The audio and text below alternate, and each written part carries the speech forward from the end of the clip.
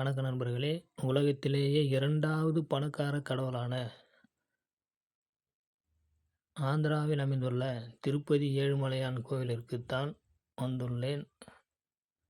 இங்கிருந்து கோபுரத்தை பார்க்கும்போது ரைட் சைடில் இருந்த பில்டிங்கை இடித்துவிட்டு ஆலய திருப்பணி நடப்பது போல் தெரிகிறது. பழைய ஃபோட்டோவை போடுகிறேன் பாருங்கள். வழியை மாற்றிவிட்டு லெஃப்ட் சைடு மாற்றிவிட்டிருக்கிறார்கள். இங்கே உள்ள மடப்பள்ளி, அதன் கிருஷ்ணர் சிலை, ரைட் சைடில் உள்ள லட்சுமி நரசிம்மர் ஆலயம், அதன் கோபுரம் இது. மொத்தம் இங்கே 3550 படிக்கட்டுகள் உள்ளன. அதை ஏறுவதற்கு எனக்கு இந்த கோபுரத்திலிருந்து சரியாக 2 மணி நேரம் 17 நிமிடங்கள் ஆனது. ஆனால் நான் பல முறை இந்த கோபுரத்திலிருந்து 1 மணி நேரம் 40 நிமிடத்திலும் 1 மணி நேரம் 50 நிமிடத்திலும் ஏறியிருக்கிறேன். ஆனால் இந்த முறை நிறைய வீடியோவும் ஃபோட்டோவும் எடுத்துக்கொண்டு செல்வதால் எனக்கு நேரம் அதிகமானது. திருப்பதி என்றாலே உணவுக்கு பஞ்சமில்லை. அன்னதானத்திற்கு உணவை இறக்குகின்றார்கள். நடைபாதை சரியாக இந்த இடத்தில் நான் நடக்க ஆரம்பித்ததிலிருந்து 2 மணி நேரம் 17 நிமிடங்கள் எனக்கு ஆனது.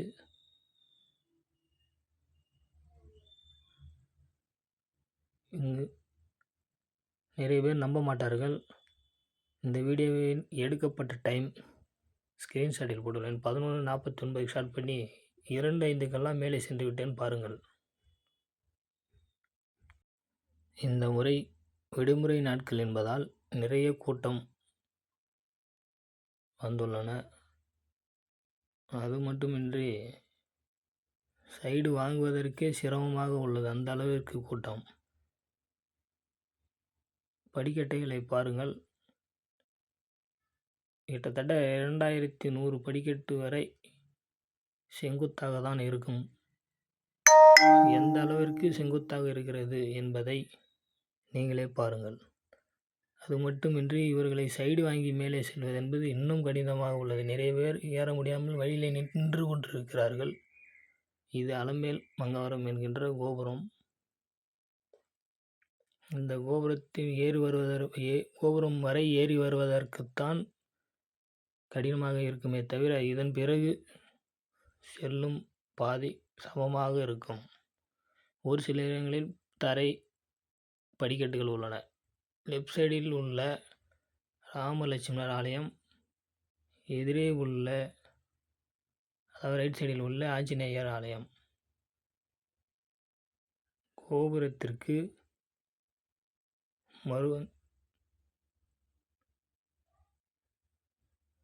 எதிர்புறம்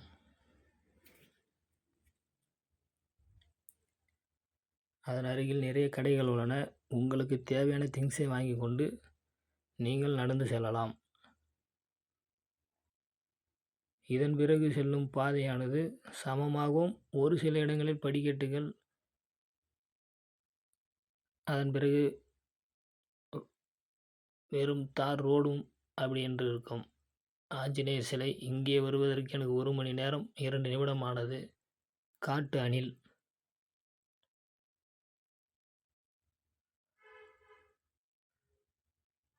பூவை பாருங்கள்.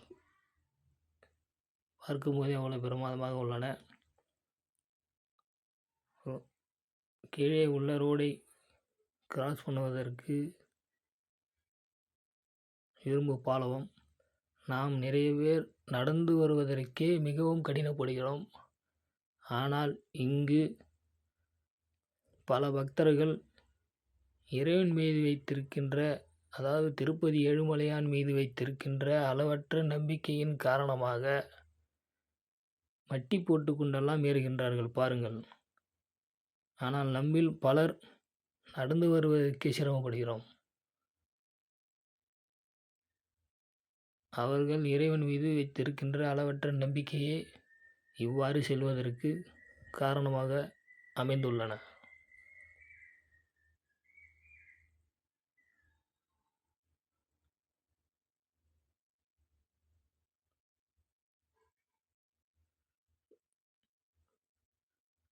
அப்படியே ஒரு முறை திரும்பி பின்னாடி உள்ள கோபுரத்தை பாருங்கள். அந்த கோபுரத்தோடு சேர்ந்த மலையும் அதன் மலையோடு சேர்ந்த கோபுரத்தின் அழகையும் பாருங்கள். கண்ணிற்கு எவ்வளவு அருமையாக உள்ளது. எவ்வளவு கூட்டம் என்று பாருங்கள். 3300 படிக்கட்டுகள் வந்துள்ளன. இன்னும் 250 படிக்கட்டுகள் உள்ளன.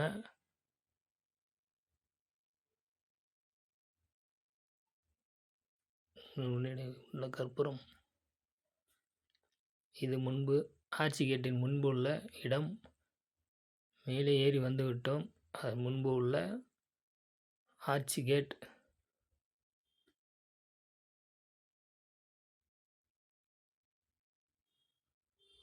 அதான் சுங்கச்சாவடி.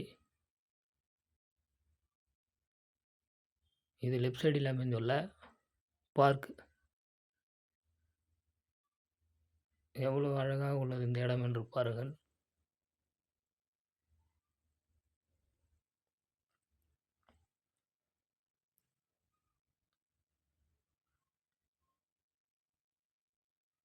அதன் முன்பு உள்ள கடைகள்.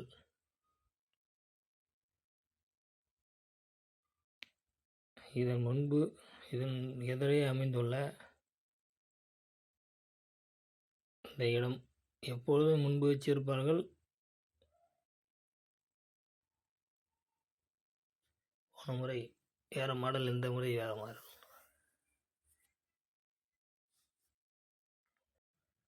நாம் கோவிலுக்கு வந்துவிட்டோம். முன்பு உள்ள ஆர்ச்சி கேட்.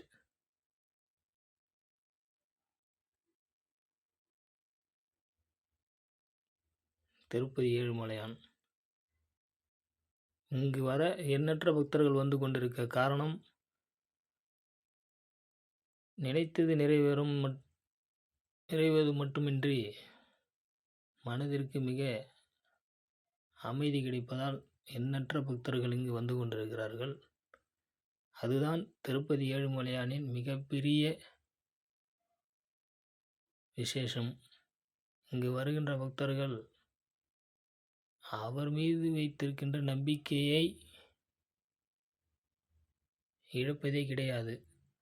அந்த அளவிற்கு ஒரு உலக புகழ்பெற்ற கோவில் திருப்பதி ஏழுமலையான். வெயில் தாங்க நிறைய பேர் ஓடுகின்றார்கள் பாருங்கள். அவ்வளவு மோசமான வெயில் அடித்து கொண்டிருக்கிறது இங்கு. இதன் எதிரே உள்ள நாடக மேடை, அதாவது மாலை நேரத்தில் கலை நிகழ்ச்சிகள் இங்கு நடைபெறும் இடம்.